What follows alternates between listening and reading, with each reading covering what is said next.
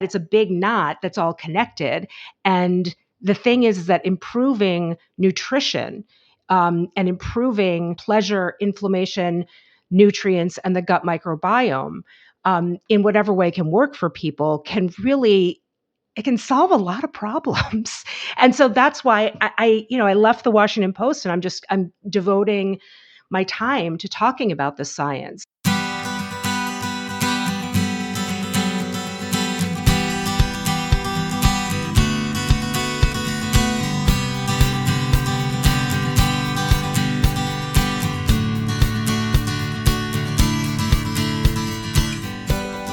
Welcome to Parent Footprint with Dr. Dan. I'm Dr. Dan.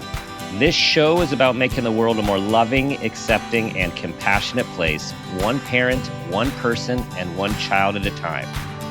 The key to raising healthy and engaged kids is for parents to seek the same in their own lives while striving to be the best versions of themselves each day. No matter who you are or where you came from, with increased awareness, you can be purposeful about leaving a healthy footprint for your children, your family, and all those you care about, while living your own life to the fullest.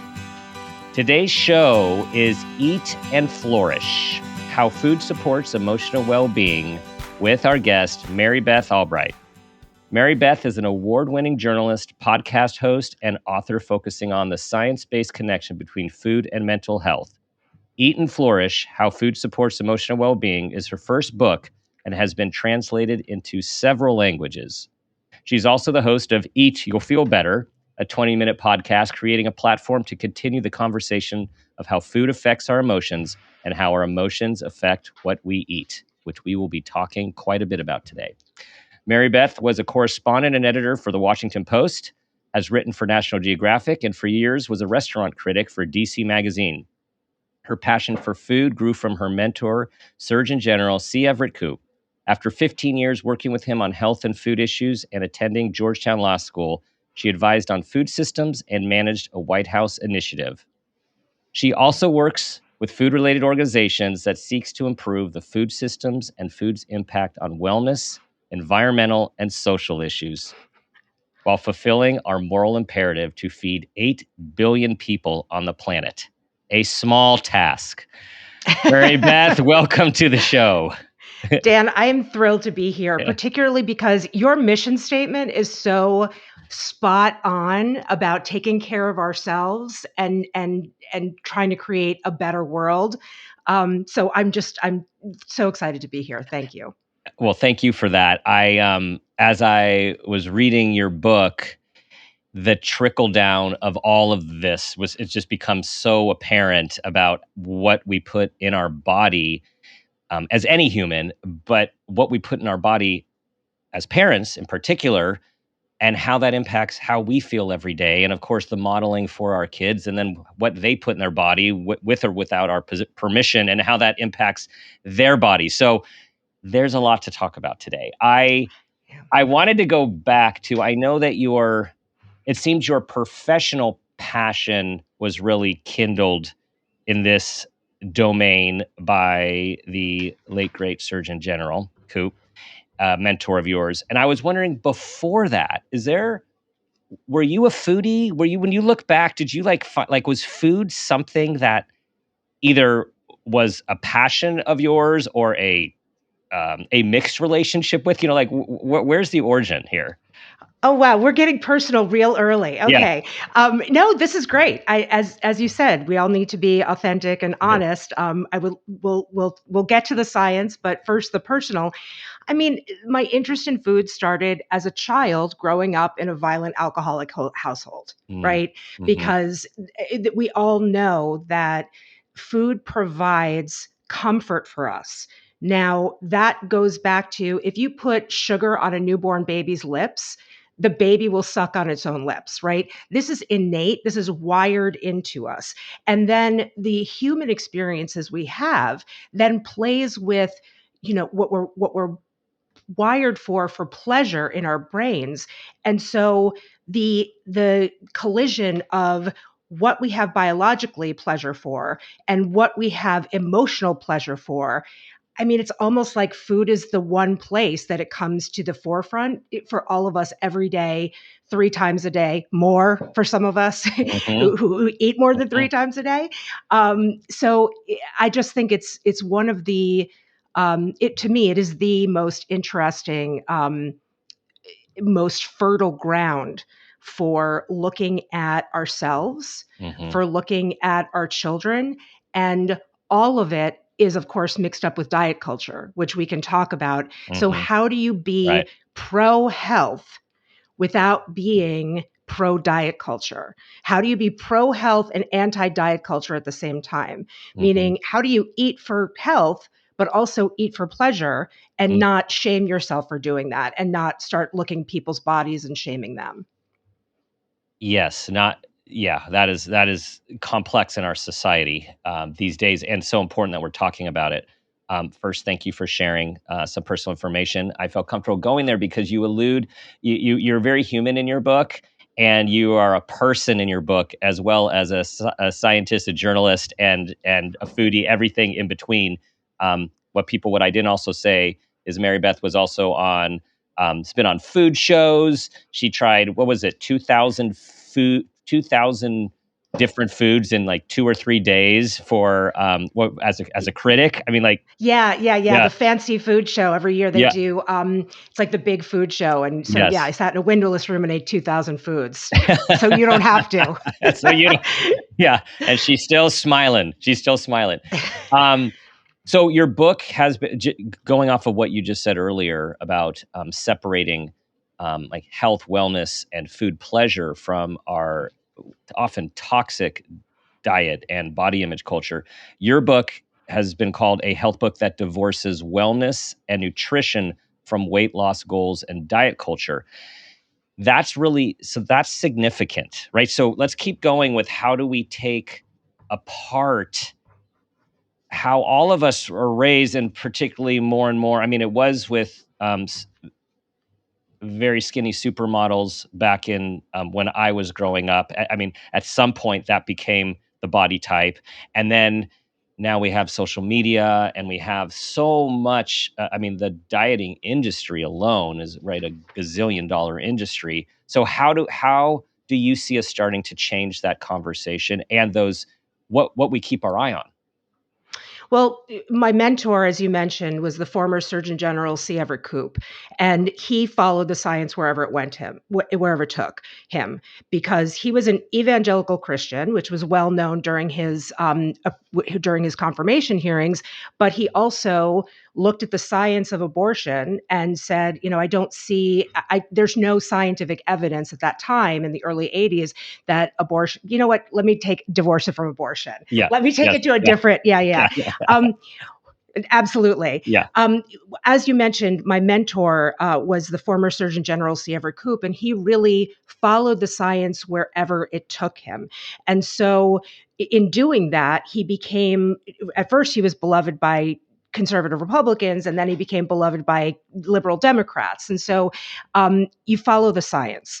And the science that has come out in the past decade about the connection between food and emotional well-being is that you do not have to lose weight to gain the benefits of eating for better mental health, for less anxiety, for less depression.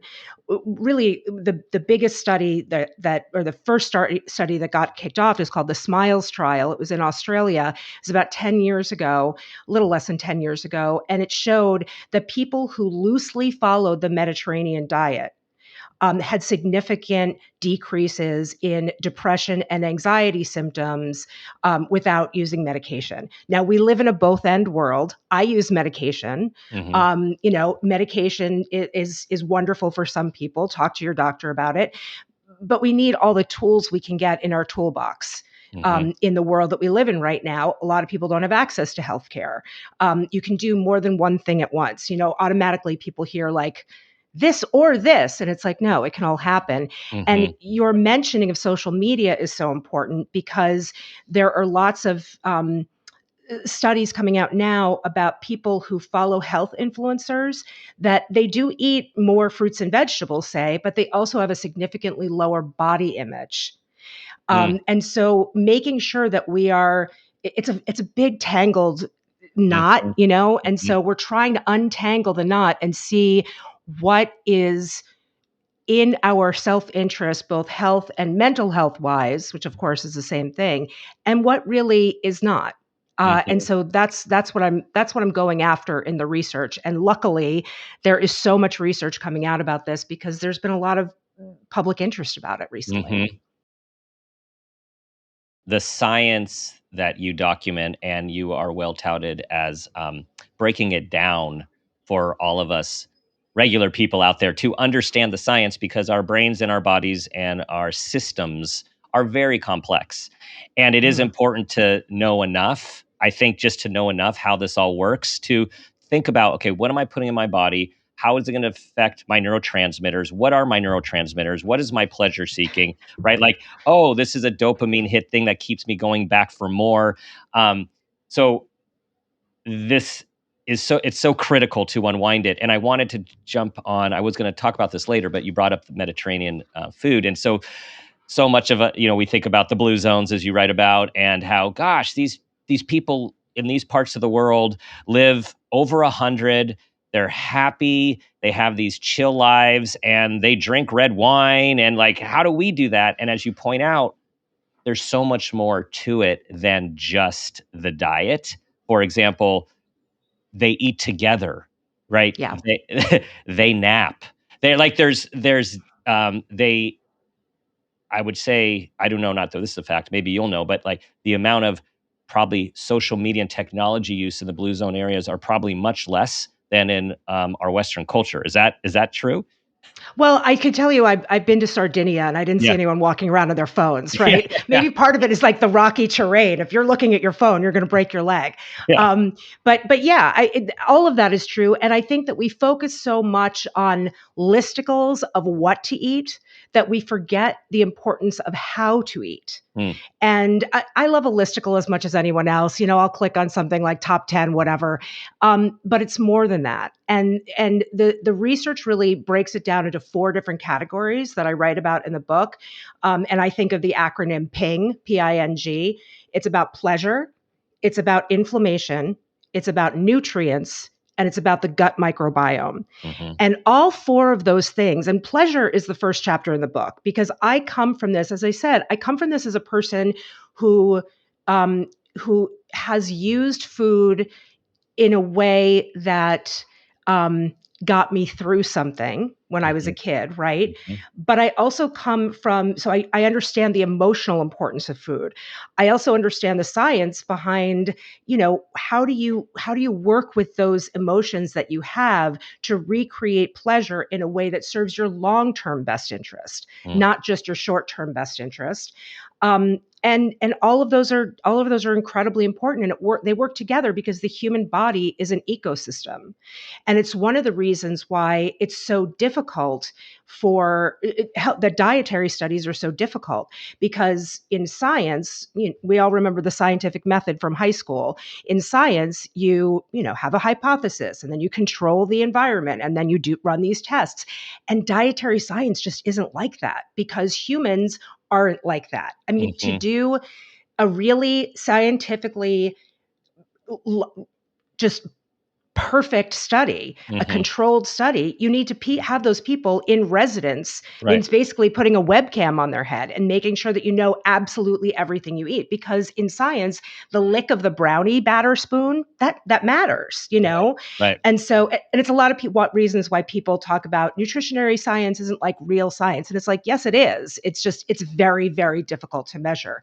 And what we need to remember is that everything that happens within our body affects everything else that happens in our body. And that's really true with children. I was going to say,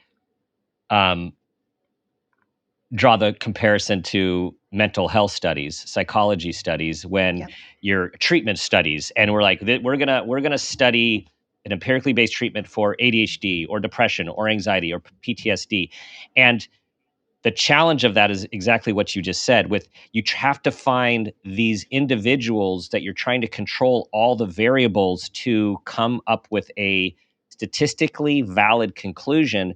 and humans don't just come with one flavor, which makes it so either you get this really narrow subject pool, which doesn't necessarily reflect the person out there with lots of different interacting challenges, or you'd open up the pool and then it's hard to draw these clear conclusions. So as I was thinking that, hearing what you were saying, that I'm thinking from what I've learned from your book, and we're not even taking into consideration inflammation, the gut biome health, like all of these other factors that contribute to mental health or illness, or actually cause it, like literally could be the cause. Yeah. And some of us have, there's obviously, or scientifically, there is a biological basis to many mental health issues. And then there's situational mental health issues. And then, there's so many different ways to look at it. And right now, you don't have to have a diagnosable, like a DSM health diagnosis, mental health diagnosis, to want to eat for lower anxiety, to want to eat for lower depression, because we live in a really complicated world right now. And that's why I wanted to write a book that wasn't just a book that was like, so you're depressed, that you could pick up as a person who didn't have necessarily a diagnosable condition, but you were like, man, I really want to eat for the stress of my life. I want to eat for my children, my children and the stress that they are managing in their lives. And it's just complicated. It's just really complicated. So, and yeah, there are different studies done with different specific diagnoses and disorders. That's not what I'm getting into, about bipolar disorder and that kind of thing. This is a general book for the general public about what to do if you're interested in eating for your emotional well-being. With pleasure, right? So let's go back to pleasure, because there's so much. Pleasure is emotional well-being. It's not different. It is. And that scientist you talked to, I love these scientists that you interviewed. Oh, they're the best. They're the best. Yes. Yeah. I know it was a Danish or Scandinavian, you'll know who I'm talking about, where he talks about, in his very scientific way, about the pleasure center, and explaining that the sensations of sex, food, and music all go through the exact same pathways, the exact same pleasure-seeking sensory system in our bodies. Yeah, so we can't devalue food pleasure. Just on the face of it, you can't devalue food pleasure, because we all really love it. I mean, even one of the things I say in the book is, even like in Silicon Valley, where people wire in for 24 hours straight and are just coding, and they're just like drinking, meal replacement drinks. Even those come in different flavors. There's a chocolate and a vanilla and a strawberry. It's not just, a Soylent flavor, like a general flavor. But yeah, and there's so much, because pleasure is a huge part of emotional well-being. And it's not just the act of eating, of putting something in your mouth and swallowing it.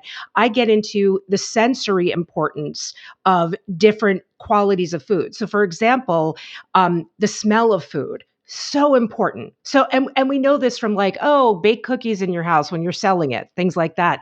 But it's also so important for emotional well-being, because I thought this was very interesting, the earliest way to induce depression-like symptoms in mice, right? Because testing on mice, this goes back to like the 1940s and 1950s.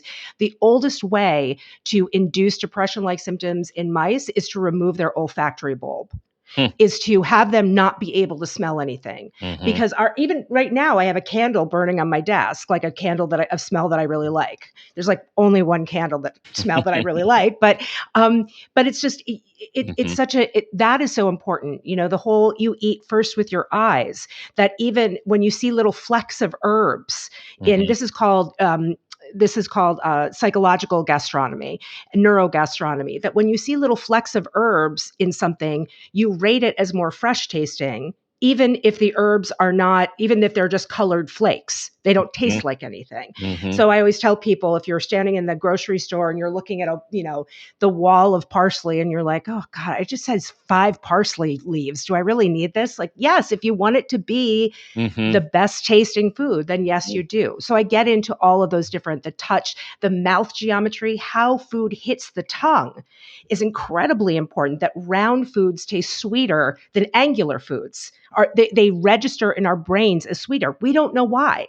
Right. But Right. we know that this happens. And so to me, it's this really exciting field of study, particularly as somebody who grew up in the world of mental health, of public health, of like, how do we work with ultra processed foods to make them something that are equally pleasurable, but maybe a little more health enhancing. Mm-hmm. I'm thinking of when you made the move from milk chocolate to, which we all know, well, most of us, is a better taste than dark chocolate, which is Yeah. healthier but not as tasty. You went by design to a circular dark chocolate to enhance the flavor using the science. Yeah, that's right. And I based that on Cadbury at one point in Britain changed the shape of their dairy milk. I don't know if you know, like British chocolate is so good because they can Yes. use an ingredient that we can't use in the United States and still legally call it chocolate. This is where the food lawyer part of me comes in, all the standards of different foods. But they're so delicious. But they changed it from square pieces to round pieces, and people complained about changing the formula. They said it's too sweet. And the makers of Cadbury were like, we didn't change the formula at all. But it's that kind of thing. When I think about public health and I think about, okay, if we just changed from square to round and we can decrease the amount of sugar that people are consuming, refined sugar in ultra processed foods, like maybe that's something to look at. And it's such a huge field that affects all of us. I think we really need to look into it. When I think of the senses, so two things. One is in the first strain of COVID, I personally did not experience that, nor the loss of smell or taste, which so many people did, and having a lot of people around me who did. It is fascinating how the lack of pleasure. I'm talking now beyond the symptoms of COVID. Now you can't taste and you have to eat. It changes your life for those who are people. I mean, there are some who food is sort of a nuisance and it's just like energy and like I just need my energy. But I think that's probably less of the population are people who do seek those senses, and to lose those senses, it had a profound impact on their lives during those periods.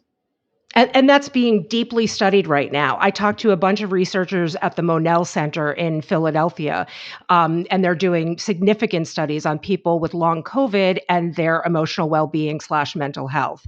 And it's, I mean, if you just think about if you eat cold ice cream versus if you eat room temperature ice cream, just the different, it's the same, like, it's the same thing, but it's a different form. It's a different temperature. There's a different way that it hits your tongue. I mean, these things, you begin to realize just how important they are in the exact way that you're talking about. Right. And just to go back to just going to hearing, the study that showed you give people stale potato chips and one group gets to hear a crunching sound. So it sounds like it's crunchier than it is. And they rate the chip as better tasting than those who don't hear a crunchy sound from a stale chip. Just a sound. It's incredible. And these have so many practical applications. We're talking about, people who are younger in this podcast, but also for older people who lose their sense of taste. It's like, these are the little tricks that you can do. There's another study that was done there's a British home for retired circus performers, which could be its own podcast, honestly. But that's good. They did a study there that they piped in music while people were eating music from their childhood, pleasant memories, and they rated the food as tasting better just from the music. And so you can do that with children. Certainly, you can do that with yourself. We get so, and I'm the mother of a 16-year-old. I actually drove in from Boston to DC this morning after a baseball tournament. Yeah. So, but you can do this. There are so many things that you can do with your children, with yourself, that will really enhance the way that you enjoy your food, and that will lead to greater emotional well-being. Again, it's not just about mental health. The National Institutes of Health do have a definition for emotional well-being that's just about the ability to deal with the ups and downs of life. And that's the space that I live in, is emotional well-being.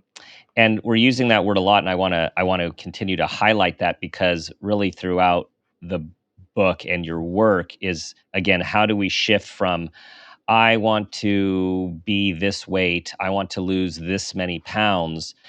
That's a completely different focus than I want to feel good and have emotional well-being. And backing out, how do we eat to feel good? And not that we're going to talk about diet here. I don't want to go down this rabbit hole, but this is a tough one, because I know some of the other studies that you reference, how complicated weight gain and weight loss is. But I'm imagining, like so many things in life, if you focus on the wholeness and the health, you do reap some of the byproducts of some of these other things that you're still seeking. It's just through a different doorway and a much healthier one. Is that accurate? Oh, yes, absolutely. And the thing about weight is that it's not that weight has nothing to do with it. Again, I'm following the science. I'm not just, I would love it if weight had absolutely nothing to do with it. It's not that, because if your body is carrying something greater than what it can handle, there will be inflammation that happens, and inflammation can affect emotional well-being. Inflammation anywhere in the body can affect your emotional well-being, because it creates these little tiny cytokines that can get through your blood-brain barrier and get through to your brain and wreak emotional well-being havoc in there. But the inflammation thing is important to stick in the science, but it's also important to stay in the science of all of these improvements can happen without just totally independent of weight, not even thinking about weight. So we live in a both and world, but both of those things are true, that excess weight can cause inflammation, not in everybody, but can cause it. And that you can reap the benefits of eating for emotional well-being without focusing on weight, which is exactly what I do. I can't go there. It's too damaging. So let's go to emotional eating. And I'm going to pair that with comfort food, because you actually talked to the originator of the term, comfort food. So, and you peel those apart in a very helpful way, because there's these, I guess, societal understandings of comfort food as, as necessarily as a bad thing. You're going to your comfort food, but it's not all that. So tell us about what you've learned about comfort food and emotional eating. Food and emotions are entwined like vines. You cannot separate them. And the effect of food on our bodies, it's so multifaceted. I mean, it's infinitely faceted. And so for that reason, you need to pay attention to all of the different facets of that emotional eating. So what I say is that we need to, and if emotional eating were a medically, clinically described term, we could talk about that. But in general, the lift that you can feel from sitting down with people and enjoying a meal is a really beneficial lift. And so taking emotional eating and reclaiming it is a very important part of this. And one of the things you mentioned at the beginning, which we haven't talked about, is eating together, the importance of eating together. And I call it the feast paradox, that people who eat together with other people eat more food. So we often associate eating more food with worse health, but actually they enjoy better health outcomes. That people who are eating together in a tribe with other people. And so what is that? Is it that we eat different things when we're eating? Maybe, I don't know. Nobody knows, right? That's not measurable, but it does happen. And so one of the things that I did for a while, for an entire month, I ate only with other people sitting down at a table. And that was hard because it was when I was at the Washington Post in the newsroom, and, the news is difficult, right? And so going around and being like, will somebody please eat this cottage cheese and Triscuits with me? Cottage cheese and Triscuits is one of my favorite snacks. But yeah, I think it's important to reclaim that idea of emotional eating, because it can really help us and it can really benefit us. What was it like? Because there's a lot of variables. You're in a newsroom, first of all. Even if it's good news, it's still a chaotic situation. But it Yeah. isn't a lot of good news, and there's deadlines and chaos. What did you feel different? I am somebody who loves alone time. I need a lot of alone time. Mm. And it was also hard because I live alone part of the time. My 16-year-old is at a school where he stays there during the week, that's close by. And so it's hard. And that was the response that I got from a lot of people is like, this is really hard. Like, I live alone and I can't. So what was interesting is during that time, I sat down and had lunch with, and did a video interview with Danny Meyer, the restaurateur, Shake Shack, and a very, very successful restaurateur. And he said to me, that's really interesting because I agree with you, except that one of the things that is the greatest compliment to me or to any chef is when you come in and eat alone at a restaurant, because it is such a feeling of self-care that you're just there for yourself to enjoy yourself. So, as with anything, you do only that for a month, and it's going to be tiresome. I think that's true with pretty much anything. You're going to get sick of it. But I do think it was a really important experiment, and it did lead me to eat with other people far more often and to find joy in that. Because I think that we're worried about being judged too, about what we eat. Right. Well, and I think there's a lot of people who feel judged by eating alone in a public place. So I think there's so many facets to this. On a training year that I had in Ohio, where I left all of my friends and family for this training year, and I had always been around people, and I realized, like, what am I going to do with my time when I'm not in my training? And I found myself going to movies alone, garage sales and estate sales alone, and eating restaurants alone, and over time, developed looking forward to it because I was seeking certain experiences as opposed to this idea of like, oh man, they're alone. I wonder why they're alone. And so I think there's a lot of psychological positives about feeling comfortable being alone as well, just to represent both sides of it. No, I think you're 100% right. Both and. Yes, both and. Okay, now loneliness. Let's just go to loneliness, because a lot of the reason I'm introverted, I need my downtime, so I choose to eat alone. There's that story. And then there is an unfortunate rising story of just loneliness, which is now one of our newest epidemics. And one of the statements that you made was, it blew me away. So I'm going to say it to everyone, because we need to incorporate togetherness in this conversation and this quest that we're on.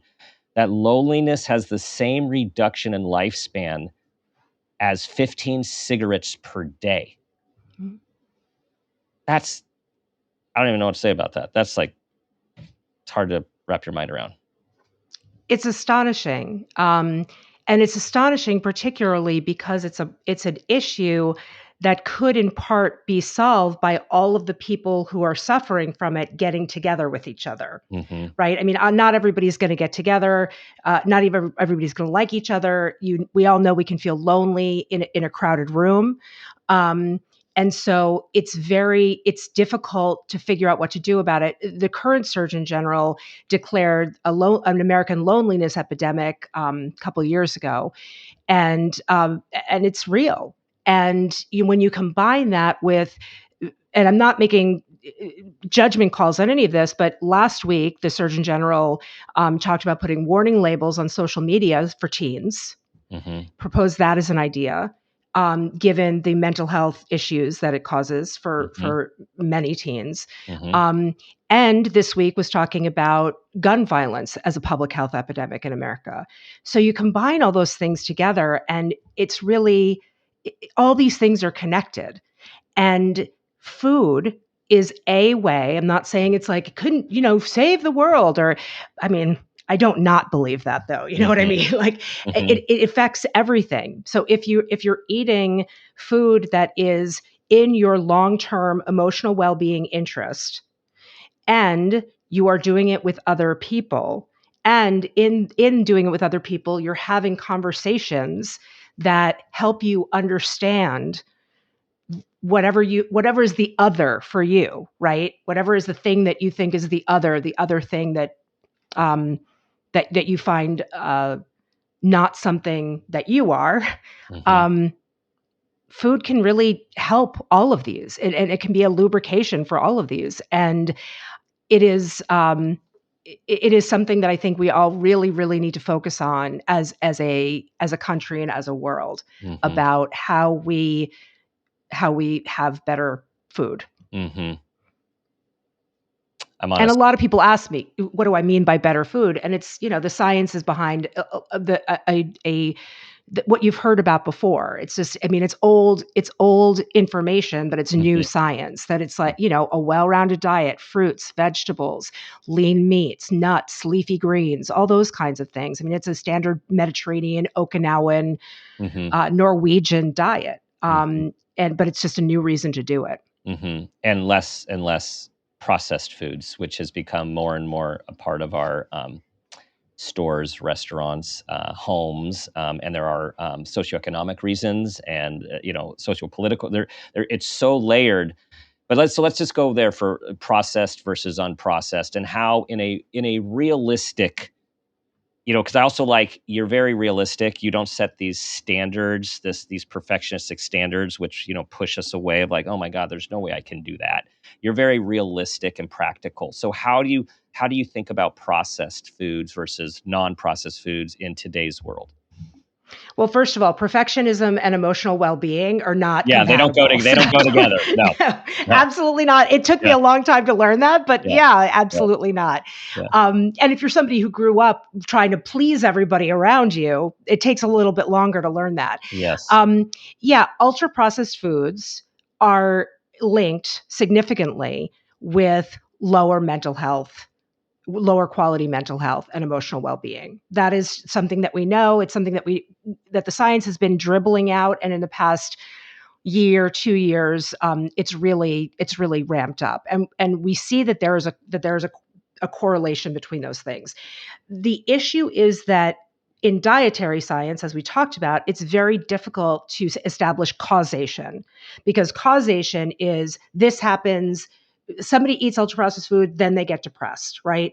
And because there are so many other things happening in someone's life that could be contributing to them eating ultra-processed foods, it's not a one-to-one thing. So, for example, many people who eat a lot of ultra-processed foods do so because they don't have the time, the availability to cook for themselves.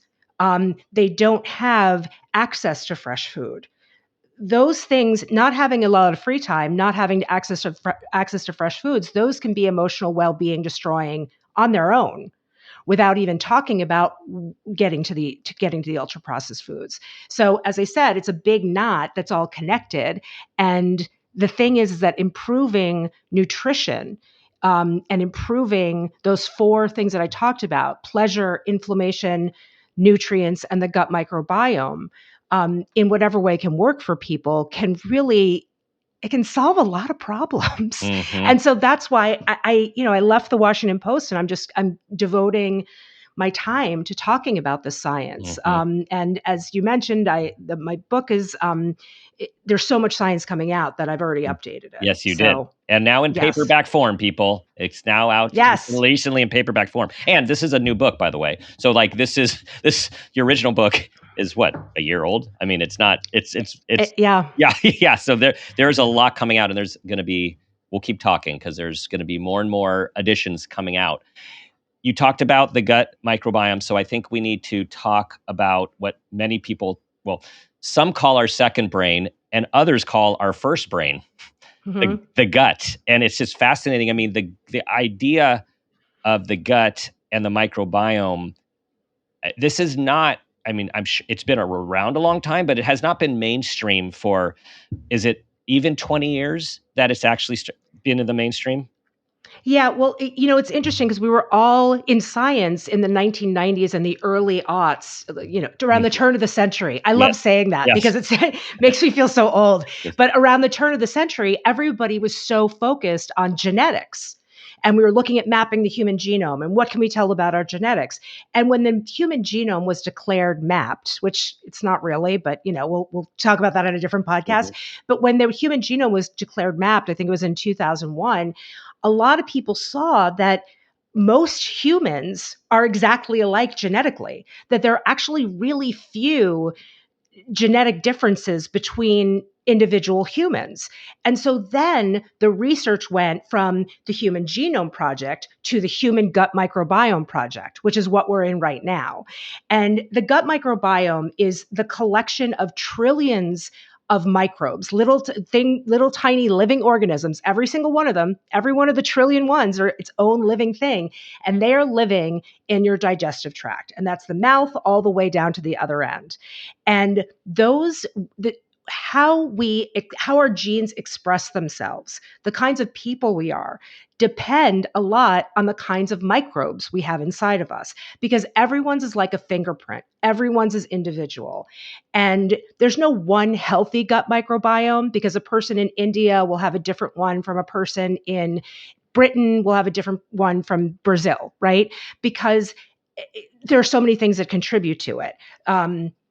Our sex partners contribute to it, our environment, our exercise, all those things. But the fastest way to improve your gut microbiome is through food.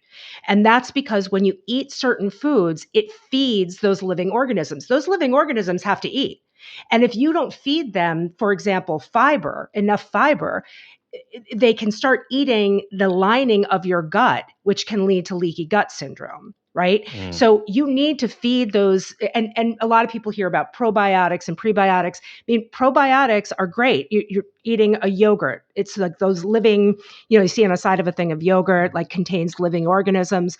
They don't stay in your body. When you eat a thing of yogurt, it's not like the organisms in the yogurt stay in your body, but those organisms help along the way. It's like the body is a huge factory to process food, and those microbes are the workers. And when you eat a yogurt, you're sending these like specialty workers in to help out the other guys. And they wind up leaving from your digestive tract, but it enhances the entire system, because those microbes make all kinds of neurotransmitters, including serotonin, which we know is very much related to emotional well-being and mental health. Mm-hmm. So the gut microbiome sounds really complicated, but that's a couple minute synopsis of it. And it's really important to understand because it's linked with so many emotional issues. So breaking it down even further, when we hear, you have to pay attention to your gut. You have to listen to your gut. And I'm not even saying that in the intuitive sense right now. You need to be aware of what you're putting in your gut, because it is responsible for all of your health. Like, what's the little place to start with that, right? If we just break it down, what does someone need to think about to have a healthy gut or move towards it? Fiber. Okay. Yeah. One word. I like that. One word. Fiber. Okay. It's true. It's true. And that's the thing, is like, that's why we say it. People who eat lots of fruits and vegetables have better mental health outcomes. Okay, great.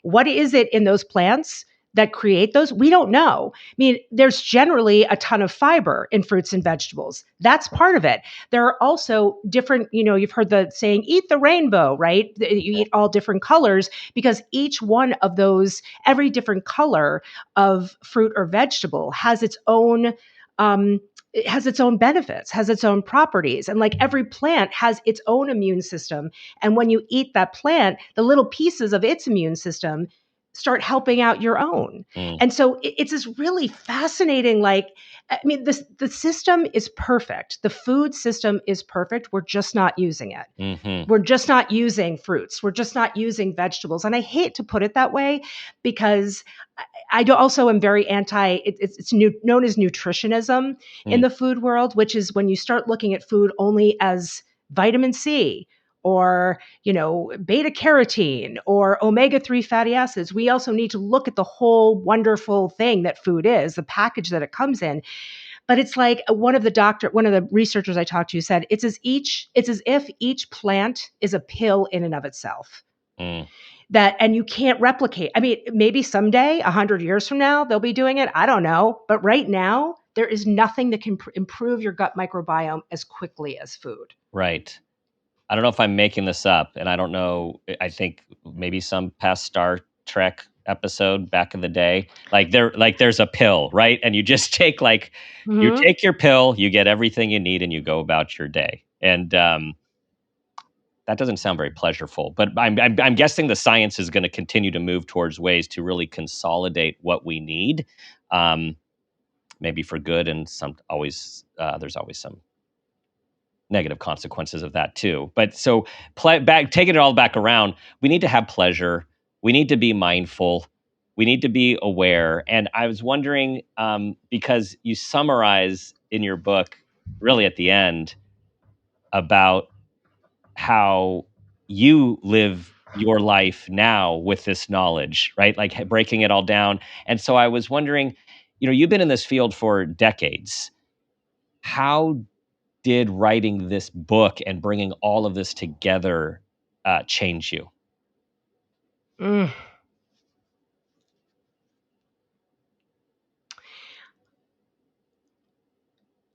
I see eating as a way of taking care of myself. And if I had heard somebody say that to me 20 years ago, I would have been like, oh God, it's like, it's such a, we were at this baseball tournament this week, and as I told you, and somebody screamed out, does anyone have any snacks? And I was the one who said, I have apples and dried mango. Boo. And, exactly. You don't want to, and I'm not just an apples and dried mango mom. I look at eating as a way of taking care of myself. That includes the long-term benefit, but it also includes wow, if I'm going to eat this, I'm going to really enjoy it. And particularly because the science shows that you don't have to be perfect. Perfectionism is the enemy of everything. And there's science behind that, in that people who eat generally a balanced diet, their system is resilient. That digestive system is resilient. So if you eat some junk, it's not impacting the system as badly as it would if you were constantly eating junk. Your system is resilient. We know that. We know people who can shovel things in and, but the system is resilient. And so I have I adhere to a Mediterranean diet, but I also, and it's not just, I was about to say, I told you I love Triscuits, but Triscuits, oh my God, stop it. No, I'll tell you, we were at this tournament all weekend, and I was driving, and we stopped at a couple places, and I was like, all right, I'm going in for it, Right. And enjoying that and not feeling bad about that is part of emotional well-being. Yes. Oh, I so relate So that's to that. how I think that's really important. I think that's because I was just thinking, recently I treated myself to my pleasure, which I do not do hardly ever anymore, which is Taco Bell. It's something that I appreciate with one of my kids in particular has that same love. And it's like, this used to be something back in college, which was very common. But now in my 50s, it's a treat, and a treat to be enjoyed as opposed to feel guilty about. And this is what's so important, because this is the emotional eating part. It kind of reminds you of being free in college, right? It kind of reminds you, you're reliving your child's, whatever age your child is at, you're reliving it with them. And that's important. Yeah. That you can't say to yourself, well, if I eat this, then maybe, it's the science doesn't support it, and the science does support doing things that are. We were at Fenway. We caught a baseball game while we were there. Oh, it was great. It was a couple nights ago with the walk-off home run. It was great. But I went to Ben and Jerry's, and I got an ice. There's like a Ben and Jerry's there, and I got a mint chocolate chip ice cream, and I got a large, and I loved it. You know what I Awesome. mean? Yes. I ate, and Yeah. the guy was like, small or large, and I was like, I'm taking the large. Yes. And it's an enormous amount of ice cream, but it's so important. Yes, dried mangoes. Yes, apples, but Yes. also, yes, ice cream. I mean, obviously, talk to your doctor about it if you have a cholesterol problem. I'm not telling you, Yes. this is all very specific to like listen to your body. But the pleasure is extremely important. Yes. Extremely important, particularly with kids. And we know that we also know from the research that being kind to oneself and having self-compassion is also central to emotional well-being. Yeah. Yes. Yeah. I have nothing to add to that. Yes. Okay, well then we're going to the parent footprint moment question. Are you ready? I'm ready. Okay, here we go. Here we go. For anything. Okay. Tell us about a time that you became aware of yourself as an individual, as a parent, or even an awareness of your own parents, and that new awareness had a positive impact on your life, your child's, and or those you love. Can we just ask everyone this question? I tried. Because even the thing, I mean, right. Yeah, one episode at a time. You're getting there. You're getting to 8 billion. Yeah. No, I think it's so important. For me, I started keeping a journal when I was 8 years old. And my therapist says, and I think he's right, as we were just talking about, that you relive whatever age your child is at. You sort of emotionally relive it when your child is there. And so I often go back to my journals and I will read entries from that time, from when I was 16, that I wrote about, and remember what's important. And it's not like, oh, it's important when you're 16. It's like, no, it's just important. You don't want to say it's important because he's a kid. It's important. And my son and I are extremely different. Like, I didn't play a sport. He's a 3 varsity sport guy. He's like super, and we're very different.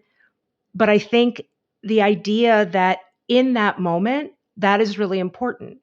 And what else is there except for what is important in this moment? And I really try to ground myself in that, to be a better parent, yes, but also to be a better human in the world whenever I see people who are, at a different stage of life that I am, and to be empathic and compassionate. Yes. Yeah. I love the question though, because it's if everybody thought about that question every morning for even 10 seconds, we would live in a better world. And between that question and better food, I think we can solve all the problems. We're there. Okay. Yeah, right. We're starting a new initiative right now. We'll figure out what we're going to call it, but we're going to put that stuff together. Awareness and nutrition, awareness and emotional well-being. Mary Beth, thank you for spending the time today, and thank you for all the work that went into. I mean, I could tell by reading your book, it's a passion, it's a labor of love, and it's a calling. It really seems like it's a calling to really. Gosh, thank you. Change the world, change, and not just change our micro world. The world, 8 billion people who all need to eat and all need to have enough food and all need to have healthy food. So y'all, I hope you're inspired and get this book. Follow Mary Beth. Mary Beth, tell everyone where to find everything that you're doing. Yeah. Well, I have a website, marybethalbright.com. I'm on Twitter. I'm at Mary Beth. Oh, sorry, X, whatever we're calling it now. I don't know. Have we made X happen yet? I don't know. And Instagram, it's mary.beth. But most important, send me an email. Just, I mean, it's mba@marybethalbright.com. You can submit a form online, because I love talking to people about this stuff. And so anytime, you included, Dan. That's awesome. Yes. You guys, can you feel the contagium? Like it's, I get to see Mary Beth. Like you are just, your eyes are sparkling. Like this stuff is just so important, and you're so in purpose. And I'm grateful for this time. I'm grateful for you and for sharing this with your audience, because I know you're very dedicated people, and thank you. All right, everyone. Before I tell you, what I'm going to ask you to do, I also want to highlight that at the end, the last chapter of Mary Beth's book is a basically how-to for 30 days. It's laid out how to go on this journey. Again, very simple, very practical. And if you even want to just take one step in that direction, there is a roadmap for you. We're not going for perfection. Try one thing, try two things, try a day, try a week, whatever it is, and just let it naturally flow. And every time we step towards something, even if we step away, you can't undo what you've already done. This is all a process. Life is a process. Our growth is a process. And we're ready when we're ready. So please do share this with everyone that you think will benefit, which is every human being who is on this planet. Thank you for being a part of our community. Thank you for bringing your people to our community. Your 5-star reviews really do matter to us. And finally, the two things that you hear me say every episode. Try to be that person you want your child to become, and ask yourself the guiding question: what footprint do you want to leave?